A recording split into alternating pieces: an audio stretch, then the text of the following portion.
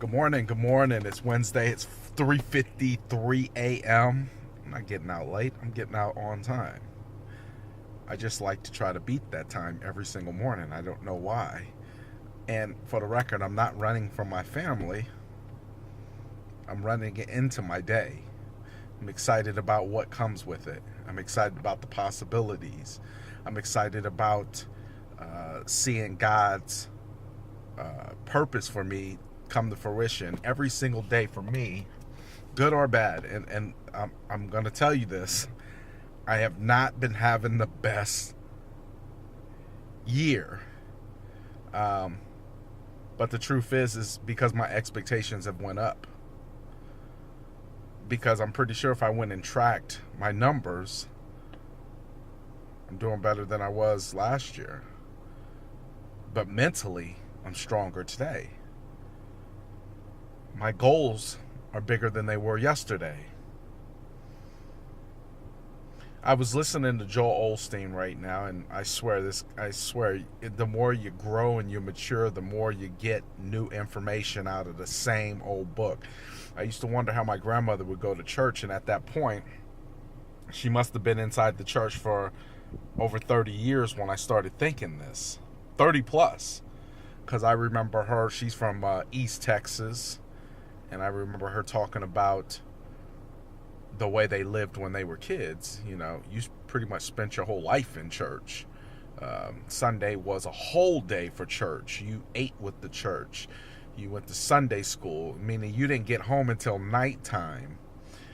But at that point that I started thinking, lady, you done heard this same book for over 30 years. What you getting new out of it?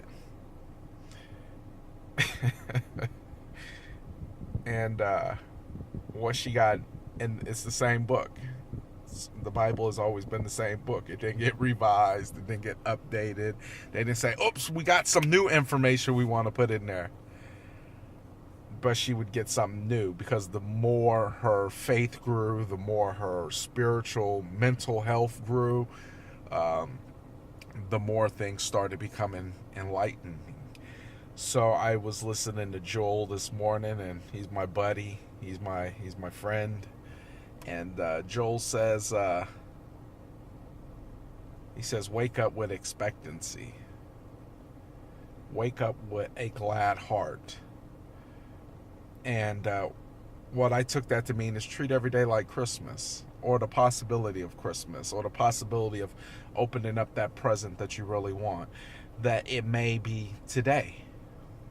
It may be tomorrow, maybe the next day. But the fun part of this is that if you have faith, then we know that it will come. And the expectancy that it will arrive is every day. Every day. Jim Rohn says that. He keeps repeating that. At first I thought my audio was broken. He kept saying every day. Every day, every day, every day. How many times I've been doing these videos? Every day, every day, every day. How long I've been waking up at this time? Every day, every day, every day. How often must I train my mind to believe the impossible and to keep it focused on what's possible versus what is impossible? Every day, every day. Every day, every day, every day. Here's the catch. Don't commit if you're not ready to do it every fucking day. Every day. Listen, at first it feels like you're eating a mountain with a spoon. But if you do it every day, you'll be running up and down the mountain as if it was nothing. Every day. Every stinking day. Some people might say, I'm not getting the results I want. Every day. Every day. Every single day you have to commit. Every day.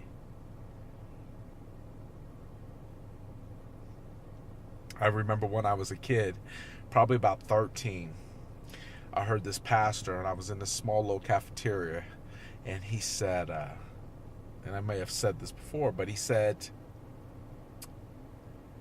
you tried everything else on your own, and it's gotten you to this point. He says, why don't you just have faith in God? I was like, that's pretty simple. He was like, well, you've tried everything, right? So why don't you give it to God? Let's see what he can do. What's the worst that can happen? You stay in the same situation, nothing changes, the results are the same. Really have nothing to lose. It's not like you have to work. You just have to read his word a little bit, try to build a relationship. Well, the same concept is true about every day. Is that if you want to make it up that mountain, you're going to have to rely on a little bit more information than what you have, because what you have has gotten you to the point that you're at. And if the other guy says, why don't you write down your goals? You've tried not to write down your goals, so why don't you try writing down your goals and see where that gets you? I says, if you just keep it up for 60 days, you'll embed a habit inside of yourself that will grow exponentially.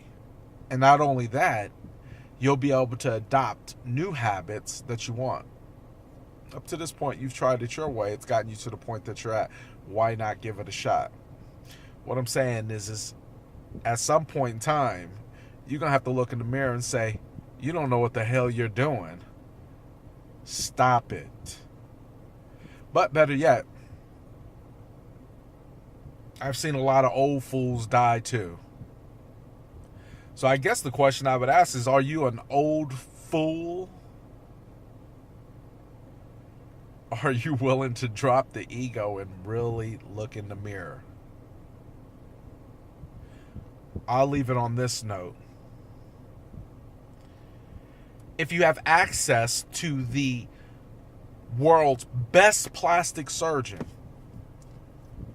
would you utilize him the one time you have access to him to put a Band-Aid on a cut? It's one of those parables that I used to read. What that means is, are you willing to sell yourself short, sell your life short, sell your God short, sell your legacy short, sell your heritage short, sell your lineage short, sell your kids short, sell your life on the face of this earth short by settling for less, by expecting less? There's two things that I've heard be I've heard two misconceptions, and I want to correct both of them. One is that knowledge is power. It's a lie. The implementation of knowledge is power. Knowing something without doing it is nothing. That's a diamond in the rough. It's no good. It's not valuable. And to the untrained eye, it's absolutely shit. The second one, money is the root to all evil. Money is not the root to all evil. In the wrong hands, anything is the root to evil. In the right hands, money can build churches. Money can feed the homeless. Money can propel your family into a different atmosphere. And I gotta be honest, with money, it makes it a little bit easier to focus every day because you can pay your bills. So you can have the things that you want, and you can provide the things that other people want, and you can be a blessing to others. Don't believe the misconception. Don't read part of the book, run around and start acting like that's the full story. Get the truth down before you start embedding these things in your mind, because what you tell yourself is what you're going to believe. Money is the root to all evil. Hell, a car in a drunk person's hand is a root to evil because it can kill. But a school bus in the hands of a licensed school driver shuttles kids to and from school. Money in the hands of somebody who wants to promote pornography creates an atmosphere where your mind is distracted from what you need to be doing.